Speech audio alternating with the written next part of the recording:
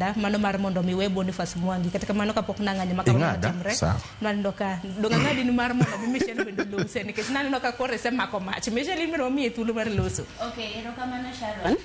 Anan gi paro ariyo e gima wawacho sani. An nitie kaka gwenyora gi paro e kaka wabetni to be nitie kaka riwora e lwedo gi kaka gimwa wacho kawuono. Okay, mana kaka Sankaro wacho ni gimoro marach kotimore ne achiel kuom wa e piny ma oko ka ok Kenya kaendi. En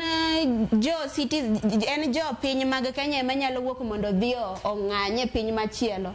Koso nitiere jotelo emomiyo ka we are relate gi school nitiere principal, deputy principal to gi kumora mora institution ka institution nitiere jotelo. Dine ni jotelo onge aparo ni nyithindo dine dhi school sama dwaro. Nyithindo ya school sama dwaro. Koro Kenya is a democratic like wan gi jatelo manitiere Kenya. An gima nyalo wacho ka nitiere ng'iyo moro marach e these Eastern African countries itemo winjo maber nikech ka dine ni the president mar Tanzania wacho ni waketho Kenya matende ni oneno ni nitiere kaka citizens ma Kenya ose overpower president gi koro neno ni ati we can do anything anytime we want. Digeni parni wan gi katiba bene mwaluwo nikech kocho ni wantiere koda bill of rights wange chike.